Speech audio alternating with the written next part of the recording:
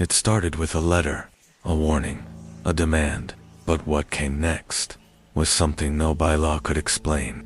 You're listening to Horrificial. The notice arrived at dusk, printed on thick paper that felt warm to the touch. New community rule, effective immediately. All residents must keep at least one interior light on from sunset to sunrise. No explanation, no exceptions. Ethan read it twice in his kitchen, while the neighborhood outside dimmed into its usual stillness. Porch lights flicked on one by one, like obedience spreading house to house. On the community app, the HOA added a single comment beneath the rule: "The light is not for you." People joked at first, some complained, others complied quietly. Ethan left his hallway light on before bed. It felt wrong sleeping with it glowing, like leaving a door unlocked. Around midnight, he woke suddenly, heart racing, convinced someone was standing in the hall. The light was still on, but it was brighter than before, not flickering, not buzzing, just watching. By the third night, the street looked different. Every house glowed from within, soft yellow light leaking through curtains, blinds, and cracks in doors. From a distance, it resembled a living thing, pulsing, breathing. Ethan noticed something else, too. No one turned the lights off anymore. At 2 a.m., he peeked outside. Curtains across the street shifted slightly, as if neighbors were also watching, afraid to be the only dark window. The HOA app sent another alert. Brightness levels are below expectation. Increase exposure. Exposure. Ethan adjusted his hallway bulb to a higher wattage. The light spilled farther, reaching his bedroom door. Shadows stretched longer than they should. That night, he dreamed of standing in a field of houses with no roofs. Something moved overhead, drifting from home to home, dipping low only where the lights were brightest. When he woke, his eyes hurt, like he'd been staring at something too long. Mrs. Calder, 2 houses down, didn't comply.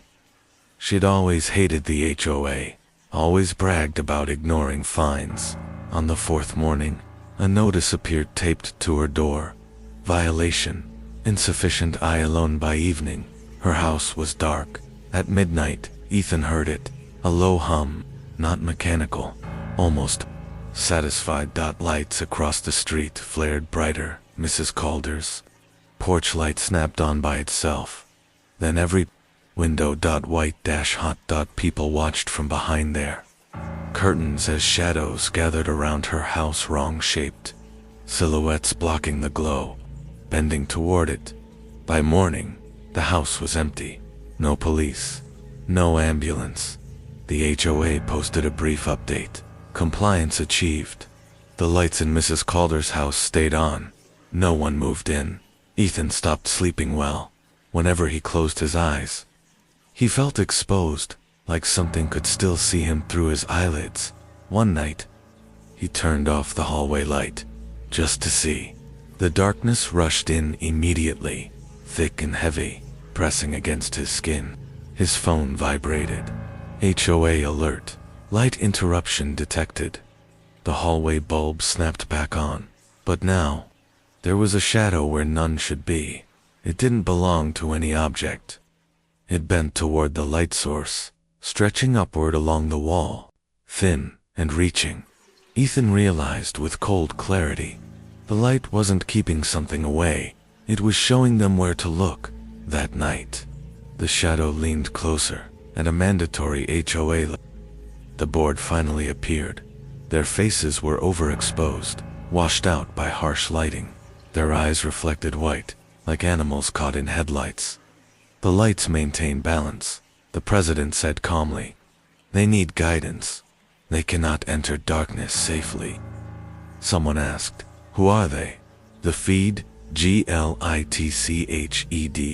For a single frame, something tall stood behind the board, featureless, pale, its outline trembling. The president continued, "The lights are not protection. They are permission." That night, Ethan noticed his light had shifted. It wasn't illuminating the hallway anymore. It was aimed directly at his bedroom door. The bulb began to swivel on its own. Slowly, patiently, Ethan backed into the corner of his room as the beam crept across the wall. Then the bed, then his feet.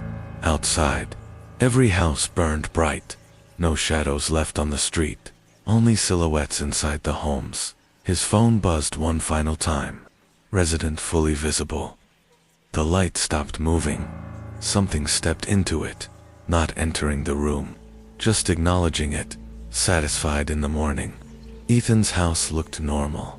The light was still on, always on. Neighbors walked past, eyes down, pretending not to notice the extra glow from his windows brighter than the rest. The HOA updated the community map, occupancy confirmed. Light source secured.